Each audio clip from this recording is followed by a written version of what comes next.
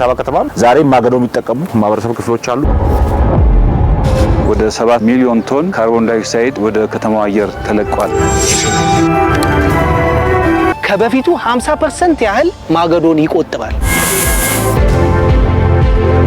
ይሄ ማከፋፈያው ነው። ይሄ ወደ ፎቁ የሚሄደው ነው።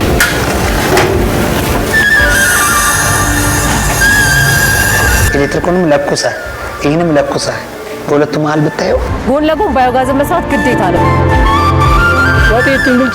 ወጥ ሰራበታለሁ። ጓደኞቼም ይሄን ይጠቀማሉ።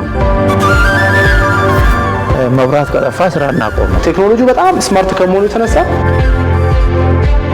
ሊፍቱን የሚያንቀሳቅሰው ሶላር ፒቪ ሲስተም ነው። ሐሳባችን ከተማው የሶላር ኤነርጂ ተጠቃሚ እንዲሆን ነው።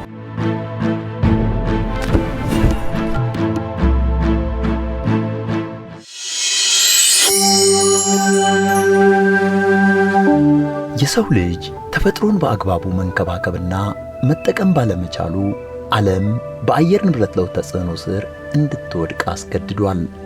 የቀውሱ መባባስም ምድራችንን ሰደድ እሳት፣ ጎርፍ፣ የመሬት ናዳና አውሎ ንፋስ እንዲፈትናት ሰበብ ሆኗል።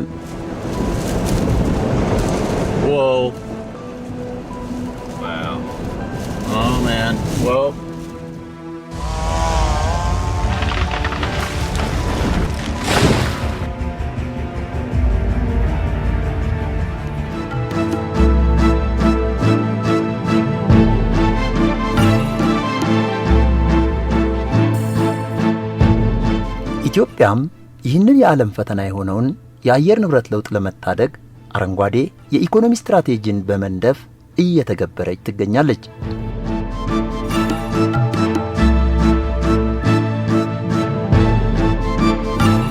አዲስ አበባ ከተማም የአየር ንብረት ለውጥ ተጽዕኖን ለመከላከል ከምታከናውናቸው የአረንጓዴ አሻራ ሥራ ጎን ለጎን የተለያዩ አማራጭ ኢነርጂዎችን ተግባራዊ እያደረገች ትገኛለች።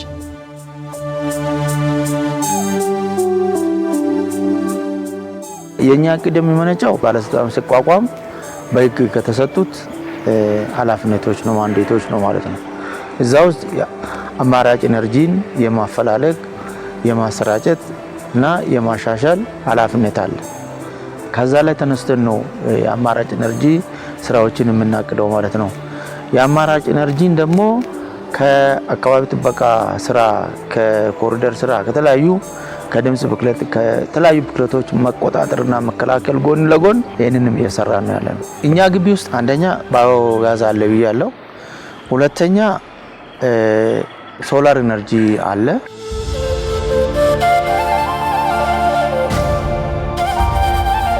ከዚህ ከአየር ንብረት ለውጥ ጋር ተያይዞ ከሚንሰራቸው ስራዎች አንዱ የሙቀት አማቂ ጋዝ ቅነሳ ላይ እንሰራለን።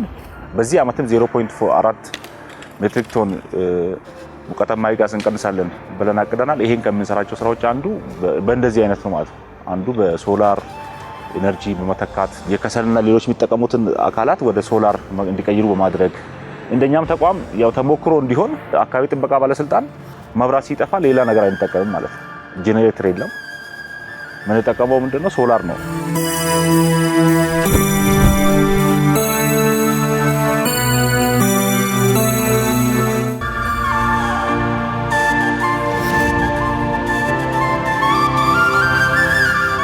ይሄ አሁን ለማየት የተዘጋጀን አካባቢን የማይበክሉ ከተፈጥሮ የምናገኛቸው የኤነርጂ አይነት ነው። ሶላር ፓኔል ይባላል። ይሄ ከፀሐይ ጨረርን ይሰበስባል ማለት ነው። የዚህ ላይ ኃይሉ ሲያርፍ ፀሐይን ይሰበስባል። ፀሐይ የሰበሰበውን ደግሞ በሲስተም አለው። ሲስተሞች አሉ እዚህ ላይ በገመድ ሲስተሙ ወስዶ ወዴት ይሄዳል? ወደ ባትሪ ይሄዳል ማለት ነው። ባትሪው ደግሞ የተሰበሰበውን ኃይል ወደ ኢንቨርተር የሚባል አለ። ኃይሉን ወደ ኦልተርኔቲቭ ቀይሮ ወደ ኤሲ ቀይሮ ወደ የምንጠቀምበት ኃይል ይሰጠናል። ኤሌክትሪክሲቲ የሚባል ኃይል ይሰጠናል። ብዙ ተቋማት አሉ ይሄንን ተጠቅመው ውጤታማ የሆኑት። አንድ ከተማችን ያሉት ለምሳሌ ለሚኩራ ውስጥ ለዲስኮ የሚባል እንትን አለ። አቶ ደረጀ የግል አስመጪ ናቸው። 34 ኪሎዋት ሙሉ ህንፃ ሊፍቱን የሚያንቀሳቅሰው ሙሉውን ህንፃ ውስጥ የሚሰራ ኮምፒውተሮችን ማሽኖችን መንቀሳቀሱ በሶላር ፒቪ ሲስተም ነው እናያለን ሄደን።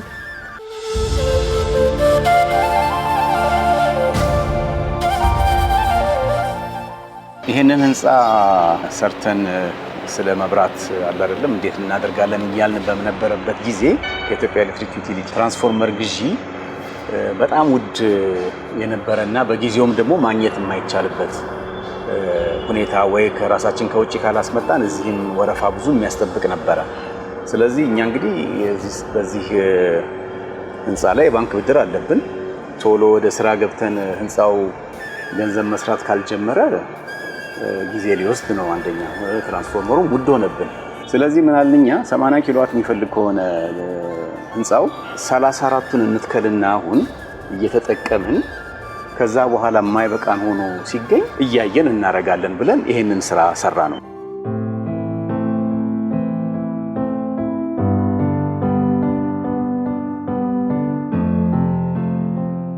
ከሰራ ነው በኋላ ግን እኛ የተጠቀምን ስንሄድ ተከራይም እየገባ ሲሄድ እንዲያውም የምንጠቀመው 34 ኪሎዋት የሚያመነጨው ወደ 160-170 ኪሎዋት አወር ስለሆነ እያየን ስንሄድ እንዲያውም የምንጠቀመው ከዛ በጣም ያነሰ በበጋው ጊዜ እንዲያውም ግማሽ ወይም ከግማሽ ትንሽ ከፍ ያለ እየሆነ ሄደ። ስለዚህ ከመብራት ኃይል መቀጠሉንም በዛው ተውነ። ምክንያቱም ምንም የማያስፈልግ ሆኖ ተገኘ ማለት ነው። 13 ኪሎዋት ገደማ ሲስተም ሶላሩ እያመረተ ነው። ህንፃው ግን እየተጠቀመ ያለው ወደ 7 ኪሎዋት አካባቢ ነው።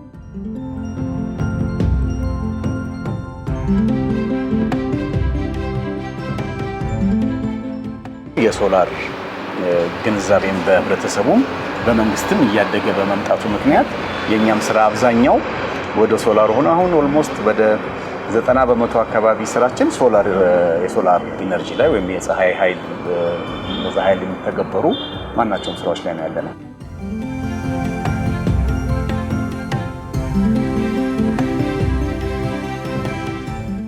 አሴት ወጤት ብልጨፈና ድንቻ ይወጣና ክክለት ብልጨፈና በተቋሙ የጥበቃ ስራ ላይ ሆኜ ምግቤን ለማብሰል የምጠቀምበት ሶላር ነው። ወጥ ሰራበታለሁ፣ ድንችም እቀቅልበታለሁ። ጓደኞቼም ይህን ይጠቀማሉ። ያለምንም ማገዶና ነዳጅ በፀሐይ ብርሃን ብቻ የምጠቀምበት በመሆኑ ወጪ የለብኝም።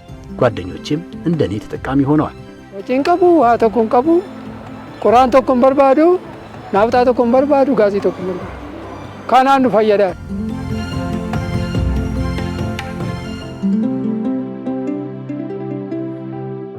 የተለያዩ ተቋማትም የሶላር ኢነርጂ ምንነትና አጠቃቀም ላይ ግንዛቤ ለማስፋት እየሰሩ ሲሆን ማህበረሰቡ የቴክኖሎጂው ተጠቃሚ እንዲሆን ይመክራሉ።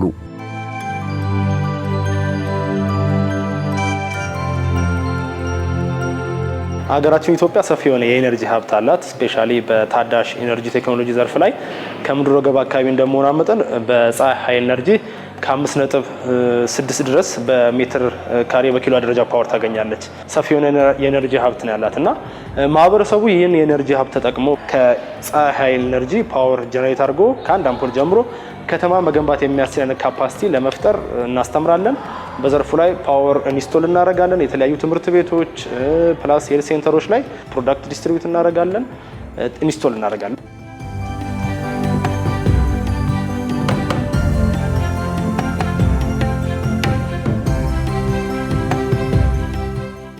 አጠቃላይ እኛ የምንጠቀማቸው ነገሮች ከጄኔሬተር ውጭ ናቸው ማለት ነው። የተለያዩ ሪል ስቴቶች፣ የመኖሪያ መንደሮች ፕላስ ደግሞ የመንግስት ተቋማት አጠቃላይ የእነዚህን ነገሮች ቢጠቀሙ ኮምፒውተሮች፣ የተለያዩ አይነት የሚጠቀሟቸው አገልግሎቶች፣ ባንክ ቤቶች አሁን አብዛኛው ባንክ ቤቶች ወደ ሶላር እየተለወጡ ነውና ይህን ነገር ቢጠቀሙ በተቻለ መንገድ ኤሌክትሪክን ያልተቆራረጠ ኤሌክትሪክ ንጹህ የሆነ ክሊር የሆነ ኤነርጂ ያገኛሉ።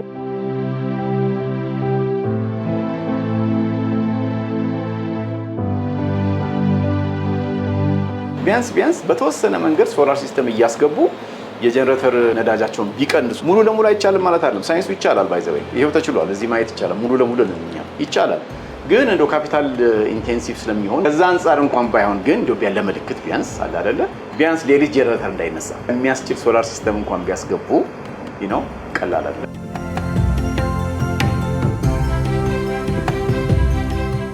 አሁን መብራት መጥፋቱን የምናውቀው የጎረቤት ጀነሬተር ሲነሳ ነው።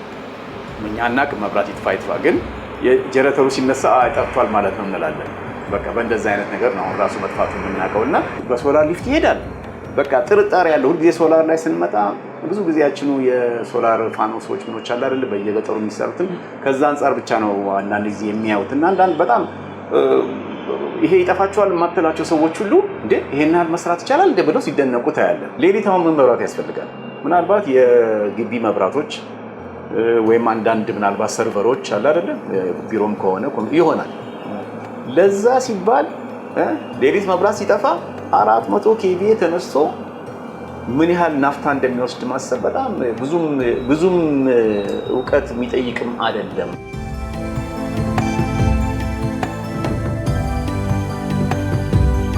የአዲስ አበባ ከተማ አካባቢ ጥበቃ ባለስልጣን በከተማዋ የአማራጭ ኢነርጂ ተጠቃሚዎችን ለማበረታታትና ተሞክሮውን ለማስፋት ከተቋማት ጋር ተቀናጅቶ መልከ ብዙ ተግባራትን ያከናውናል።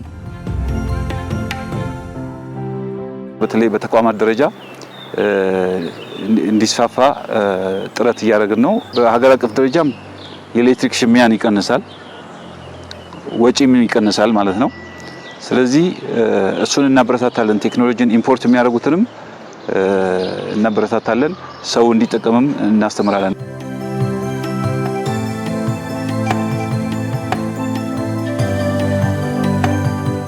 በዚህ በሶላር ሴክተር ላይ በጣም በስፋት የሚያግዝ በስፋት ፕራይቬት ሴክተሩን የሚደግፍ መስሪያ ቤት ነው። ይሄንን በደንብ በድፍረት እናገራለሁ። ከድሮ ጀምሮ ከቀረጥ ዜሮ በማድረግ በሶላር ላይ ይሄን አይነት ድጋፍ መኖር ለፕራይቬት ሴክተሩ ትልቅ ድጋፍ ነው ብዬ ነው የማምነው። በጣም ብዙ እኮ ፖዚቲቭ ነገሮች አሉ።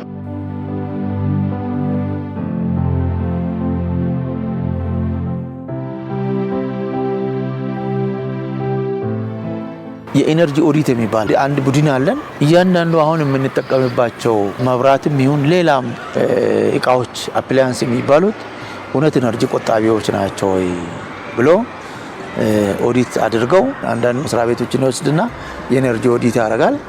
ይህን ስትጠቀሙ እስከዚህ ድረስ ትከስራላችሁ ከኤነርጂ ኃይልና በገንዘብ ሲተመን ይሄን ያህል ትከስራላችሁ። ስለዚህ ይሄን በዚህ ቀይሮ ተብሎ ሪኮሜንዴሽን ይሰጣል።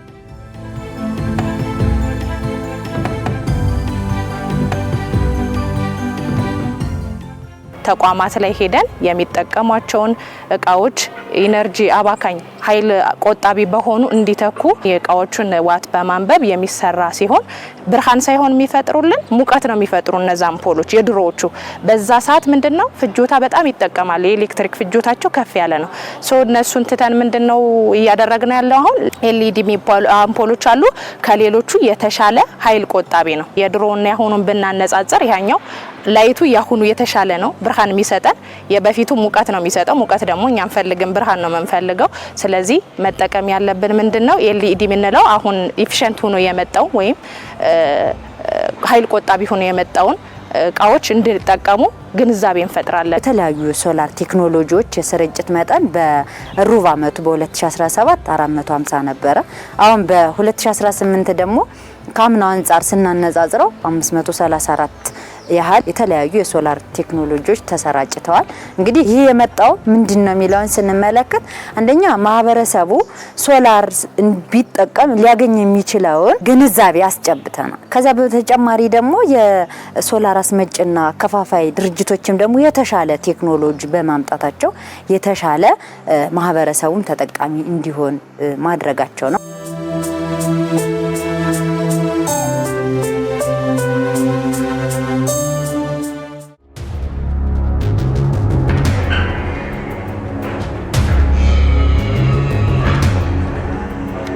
አሁን አዲስ አበባ ከተማ ውስጥ የከተማ ግብርና አለ። ከከተማ ግብርና ሙሉ ንጹህ መሆን አንችልም። አንደኛ አርሶ አደሩ አለ ከተማ ውስጥ፣ ሁለተኛ እኛም ለሌማት ትሩፋት እንፈልጋለን። ከብቶች ያላቸው ከብቶች እንዳይኖራቸው አንፈራም፣ እንዲኖራቸው እንፈልጋለን። ወተት እንጠጣለን፣ ስጋ እናገኛለን፣ ብዙ እንቁላል ምናምን ይገኛል።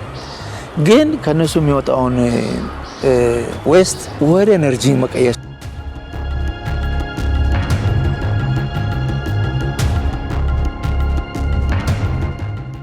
ከተማው ላይ ይሄ የከተማ ግብርና ስራ እንስራ ካለን ጎን ለጎን ባዮጋዝ መስራት ግዴታ ነው የሚሆነው።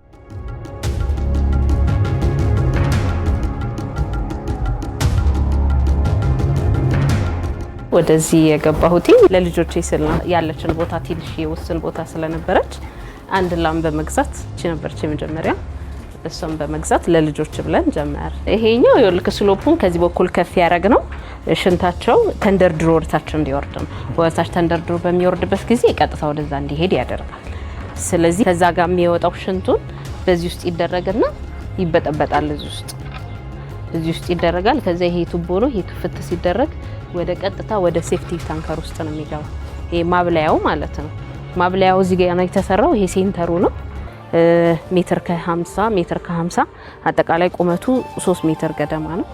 ከላይኛ አፈሩን ያደረግነው ቦታችን ትንሽ ስለሆነ እንድንጠቀምበት ነው። እንዳየኸው እዚህ ጋር የሙከራ ቴስቶች እያደረግን ነው። ከባዮ ጋዙ የሚወጣው ተረፈ ምርት ባዮ ሰለሪ ይባላል። እሱ ደግሞ በጣም ፈሳሽ ማዳበሪያ በመሆኑ በጣም ከጋዙ የበለጠ ይጠቅማል።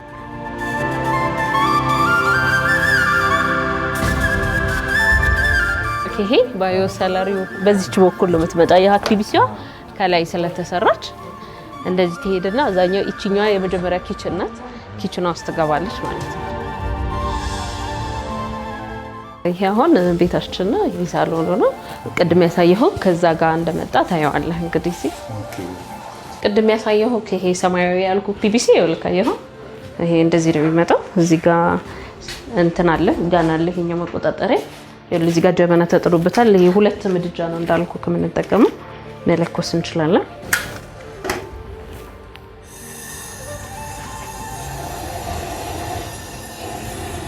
በጣም ኃይል አለው።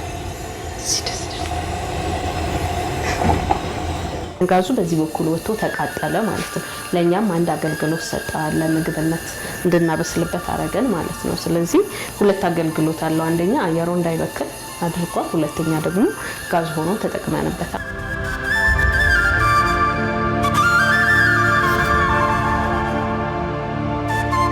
ባዮጋዝ የሚያስፈልገው የከብቶች አዛባና ሽንታቸው ነው። በተጨማሪም ደግሞ ፈሳሽ በሚያንስበት ሰዓት ውሃ እንጠቀማለን።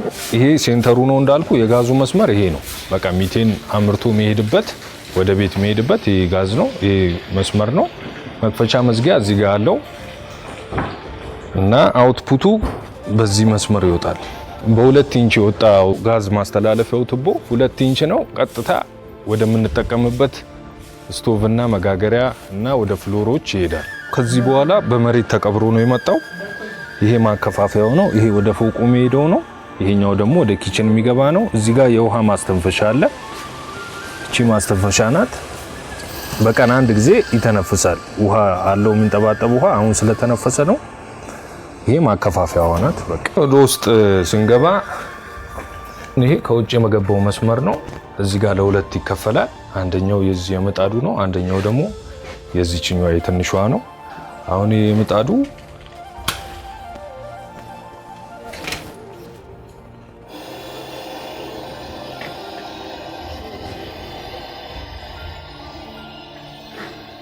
ይሄን ይመስላል የምጣዱ። የዚህኛው የትንሿ ደግሞ ይሄን ይመስላል።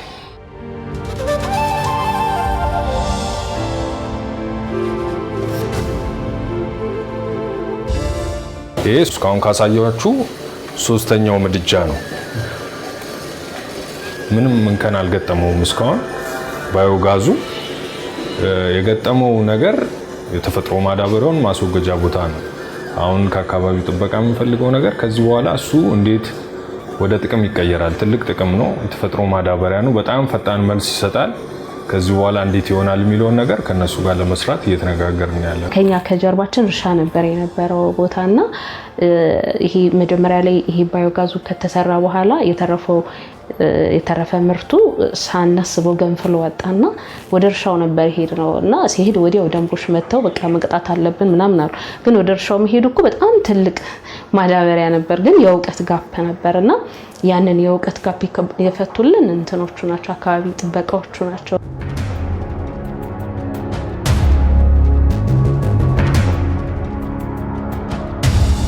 ባዮጋዝን አሁን ሲሰሩ አሁን ያየናቸው አካላት ብዙ ተግዳሮቶችን አልፈው እንደሚሰሩ ያው ግልጽ ነው። ካመረቱ በኋላ ፍሳሽ ይኖረዋል፣ ሶሊድ የሆነ ዌስት ይኖረዋል።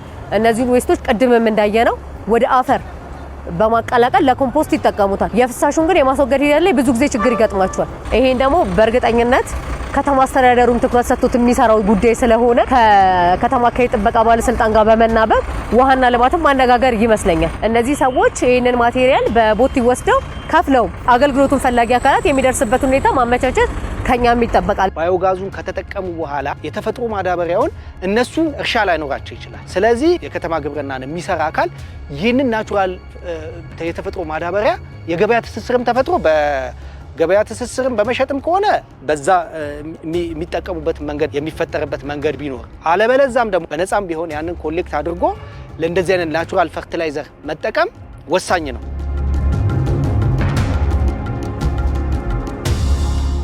የባዮጋዝ ቴክኖሎጂ ከአየር ንብረት ለውጥ ጥበቃና ኢኮኖሚያዊ ፋይዳው ባሻገር ጊዜና ድካምን የሚቀንስ በመሆኑ ተመራጭነቱን ከፍ ያደርገዋል።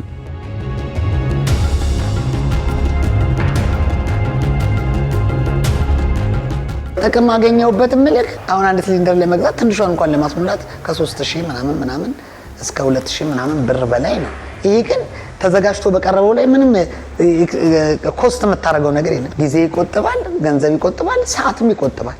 ኤሌክትሪኩንም ለኩሰ ይህንም ለኩሰ በሁለቱ መሀል ብታየው የግማሽ ያክል የጊዜ ቆጠባል። ከኤሌክትሪክ አንጻርም በእነዚህ ሴቭ የምናደርገው ቀላል የሚባል ነገር አይደለም። አጠቃላይ ወደ 9 ስቶቭ አለ። ለነሱ የምንጠቀመው በኤሌክትሪክ ቢሰላ ቀላል የሚባል አይደለም። ፓወሩም የተሻለ ሆኖ አካባቢ ብክለትንም ቀንሰ የተፈጥሮ ማዳበሪያም አግኝተን የመብራት ፍጆታ በጣም ቀንሶልናል። አሁን በፊት እኛ ካርድ ነው የምንጠቀመው። ካርድ የምንሞላው የ3000 ብር ወር አይደርስም 25 ቀን እንደዚህ ነገር ይሆን ነበር። አሁን ባዮጋዙን መጠቀም ከጀመረን በኋላ ግን በወር ለመብራት ብቻ ነው እንከፍለው 500 ብር 600 ብር እንደዚህ ነገር ነው እንጂ ብዙ ይሄን ያህል አንከፍልም።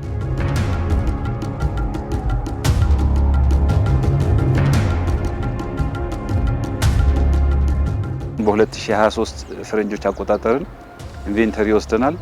ወደ 7 ሚሊዮን ቶን ካርቦን ዳይኦክሳይድ ኢኩቫለንት እንለዋለን ወደ ከተማው አየር ተለቋል። በዋናነት ከትራንስፖርት ነው እነዚህ ጋዞች የሚለቀቁት። ከዛ ቀጥሎ ደግሞ ከኢነርጂ ጋር በተያያዘ ከማገዶና ይሄ ከሰል እንጨት ከመጠቀም ጋር በተያይዞም እንደዚሁ ይለቀቃል። ቆሻሻም የሚቃጠል ከሆነ እንደዚህ ወደ አካባቢ የሚለቀቅበት ይኖራል። ሌሎችም ከግብርና ከመሳሰሉት ጋር የተያያዙ ስራዎች ወደ ሙቀት አማቂ ጋዝ መልቀቅ ስራ ውስጥ ይኖራሉና እነዚህ እንዲቀንሱ ከሴክተሮቹ ጋር ስራውን አብረን ለመስራት እቅድ ይዘን እንንቀሳቀሳለን። በአንዷ ማገዶ ቆጣቢ ምድጃ ምን ያህል የሚለቀቅ ካርቦን ዳይኦክሳይድ እንደሚቀነስ ይታወቃል፣ ካልኩሌት ይደረጋል። ባዮጋዝም በማምረት ምን ያህል ሜንቴን መቀነስ እንደሚቻል ይታወቃል። አማቂ ጋዞች ናቸው እነኚህ። የአማቂ ጋዝ ቅነሳ በየአመቱ ሪከርድ እናደርጋለን። ውጤት መጥቷል ማለት እንችላለን።